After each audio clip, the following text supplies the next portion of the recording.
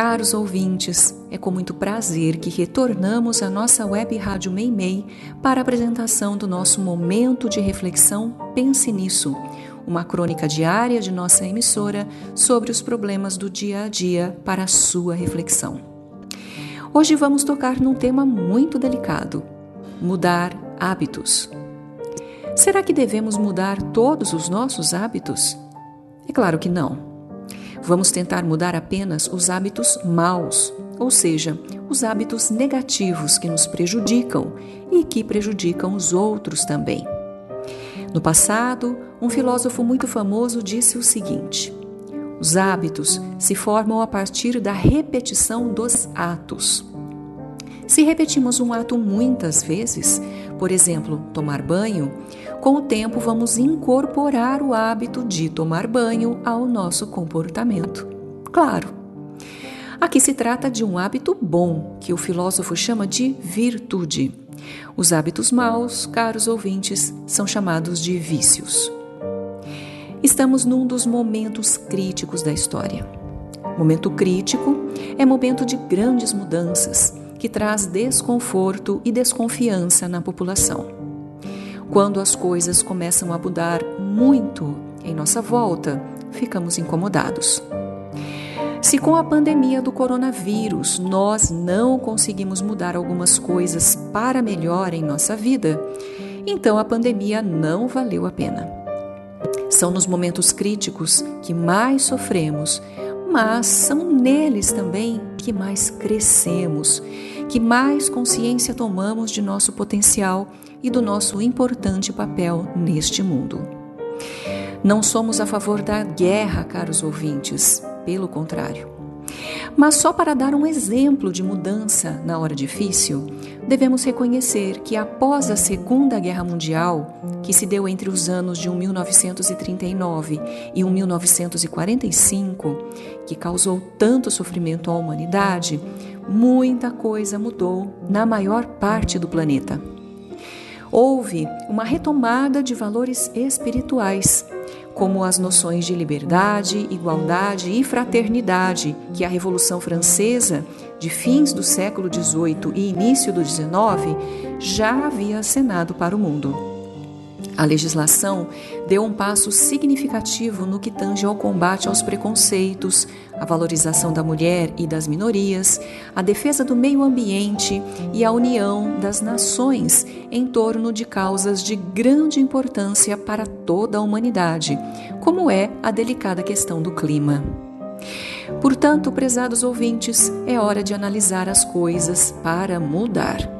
O mundo precisa continuar mudando para melhor, a sociedade precisa mudar, e a questão fundamental é esta: para que o mundo mude, cada um de nós precisa fazer alguma coisa de útil para o bem-estar coletivo. Eis uma questão de fundamental importância na minha, na sua, na nossa vida: a aquisição e mudança de hábitos. O seu dia a dia revela os seus hábitos, e os hábitos revelam o que você é. Conhecemos as pessoas e elas também nos conhecem pelos hábitos que demonstramos. Temos consciência de alguns desses hábitos, mas podemos nem prestar atenção que temos outros que nem percebemos, e isso depende muito da forma como os adquirimos. Existem hábitos que são frutos da educação que recebemos, e esses quase sempre se instalam em nossa mente de forma inconsciente, ou seja, sem que nós percebamos. Entenda por hábito todo o comportamento que virou padrão em sua vida. Você o incorporou, certamente por repeti-lo inúmeras vezes, e ele acabou fazendo parte de seu jeito de ser, de seu modo de viver, pela forma como você é conhecido. Você já teve o cuidado de enumerar quais são suas virtudes e quais são seus vícios? Ou seja, quais são os seus hábitos bons e quais são os seus hábitos maus?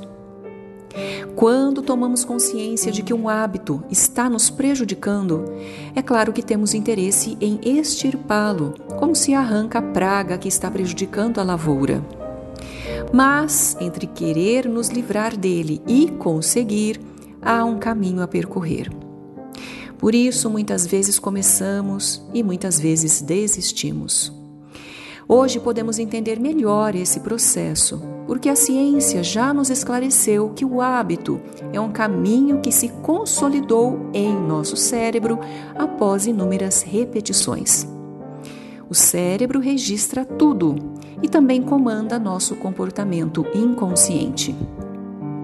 Charles Duhigg, jornalista do New York Times e autor do livro O Poder do Hábito, fez interessante estudo sobre a aquisição e mudança de hábitos a partir de centenas de pesquisas em diversos países. E, a partir dos resultados dessas pesquisas, ele concluiu que a melhor forma de mudar um hábito indesejável é substituí-lo por um hábito desejável. Ou seja, a melhor forma de extirpar um vício é substituí-lo por uma virtude. Na verdade, o que Charles Duhigg concluiu não é novidade. Aristóteles, filósofo grego que viveu no século IV a.C., já havia dito a mesma coisa, apenas baseando-se nas suas próprias observações. Assim, se queremos mudar um vício, como por exemplo falar mal dos outros, necessariamente precisaremos substituí-lo pela virtude correspondente, que seria falar bem dos outros. E como poderíamos fazer isso? Para isso, Duhigg propõe 3 passos. O primeiro passo é compreender por que gostamos de falar mal do outro. É o que ele chama de sinal ou gatilho que desencadeia o hábito.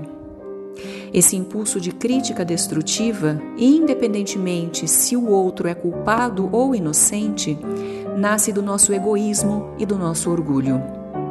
Falar mal nos dá a sensação de que somos bons ou melhores do que a pessoa que criticamos e, ao mesmo tempo, serve para encobrir nossos defeitos, aqueles que não queremos que apareçam.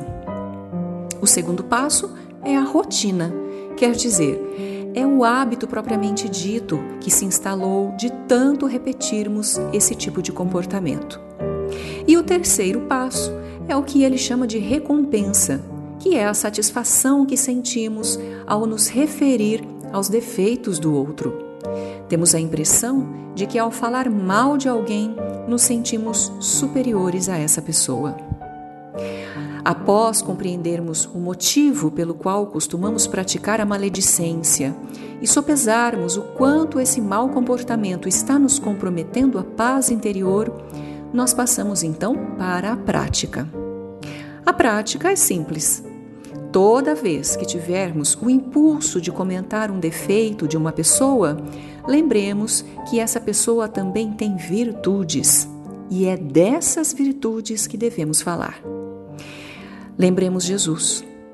Não façais aos outros aquilo que não quereis que os outros vos façam, mas faça aquilo que gostaríeis que vos fizessem. Com isso, vamos encerrando nossa edição de hoje. Amanhã, se Deus quiser, voltaremos com a nossa crônica diária pela Rádio Meimei. Obrigada pela audiência, muita paz e até lá!